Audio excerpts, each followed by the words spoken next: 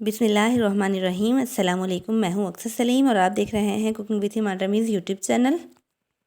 आज मैं आपके साथ शेयर करूँगी रेड वेलवेट केक की रेसिपी।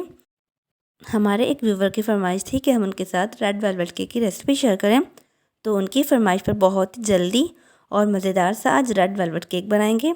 आगे बढ़ने से पहले मैं आपसे कहूँगी, अगर आपको मेरी वीडियोज़ अच्छी लगती हैं तो मेरे चैनल को सब्सक्राइब कीजिए और ज़्यादा से ज़्यादा अपने दोस्तों और रिश्तेदारों में शेयर कीजिए। तो चलते हैं, केक बनाना स्टार्ट करते हैं। सबसे पहले बोल लेंगे, उसमें मैं डालूँगी 2 एग।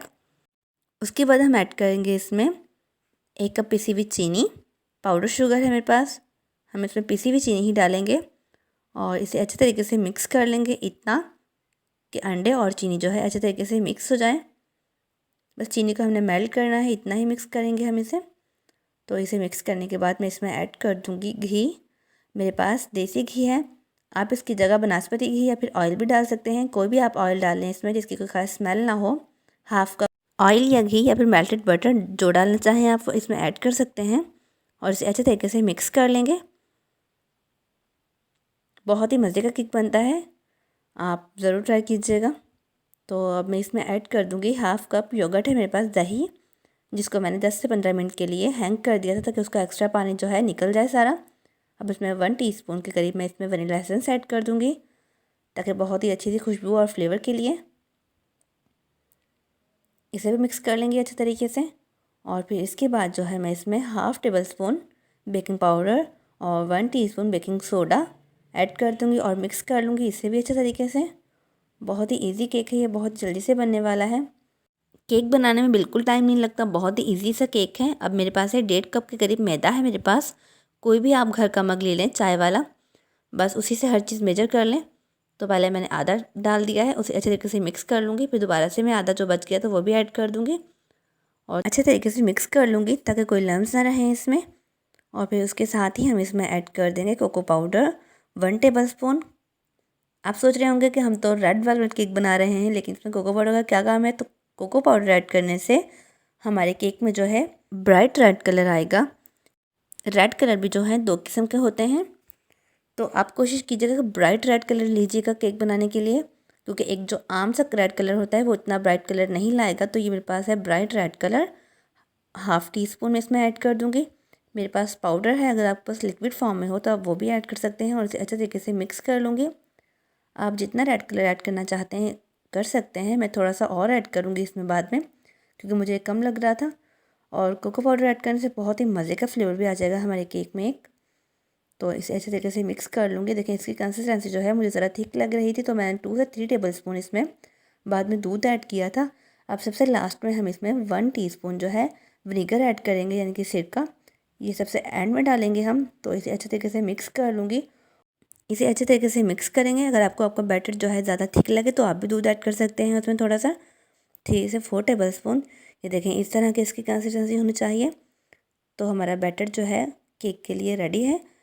मोल्ड जो है मैंने पहले ही ग्रीस करके उसमें बटर पेपर बिछा दिया था और उसे मैंने दोबारा से ग्रीस कर लिया था।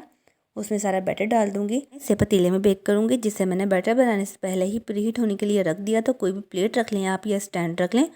अब इसे 2 से 3 बार हल्के से टैप करेंगे और रख देंगे इसे पतीले में। अगर आप इसे ओवन में बेक करना चाहते हैं तो 25 से 30 मिनट के लिए आप इसे 180 डिग्री सेल्सियस पर बेक कर सकते हैं कन्वेक्शनल मोड पर। ये देखिए इस तरह से मैंने इसे सेट करके रख दिया है।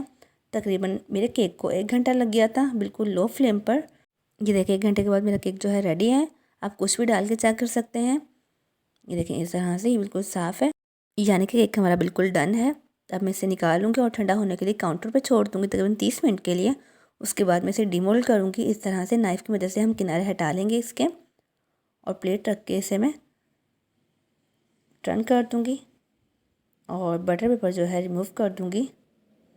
ये देखें अब इसे मैं दोबारा से छोड़ दूँगी तकरीबन 15 से 20 मिनट के लिए ताकि अच्छे तरीके से ठंडा हो जाए आइसिंग करने के लिए।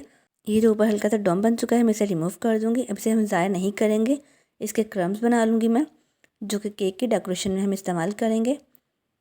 इस तरह से सारा मैं इक्वल कर लूँगी और इसे 3 स्लाइसेस में मैं काट लूँगी।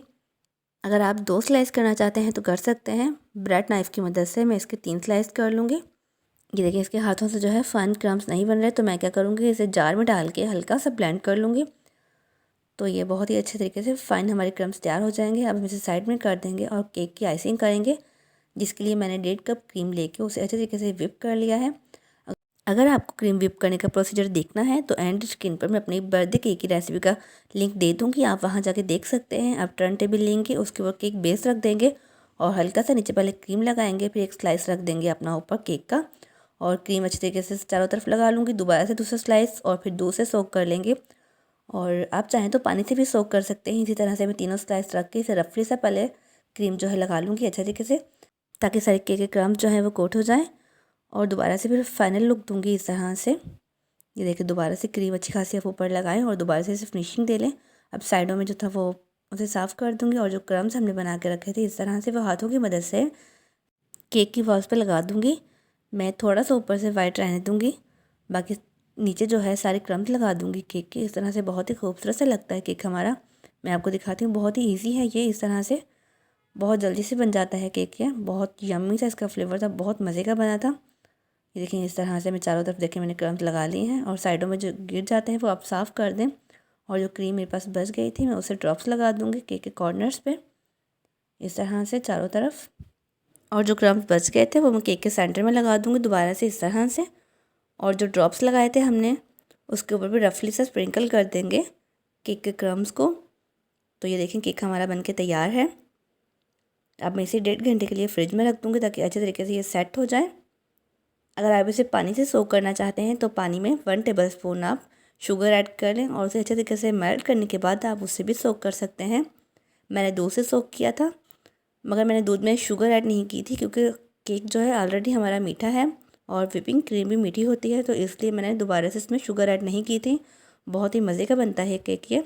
دیکھیں میں آپ کو کٹنگ کر کے دکھاتی ہوں. بہت ہی موئسٹ اور سافٹ کیک بن کے تیار ہوا تھا. فلیور بھی جو ہے اس کا بہت ہی بہترین تھا. اب آپ بیکری جانا بھول جائیں اور گھر پہ ریڈ ویلویٹ کیک بنائیں، جو کہ بہت ہی ایزی سا میتھڈ ہے. اور یوگرٹ جب لیں آپ تو وہ کھٹا نہیں ہونا چاہیے آپ کا.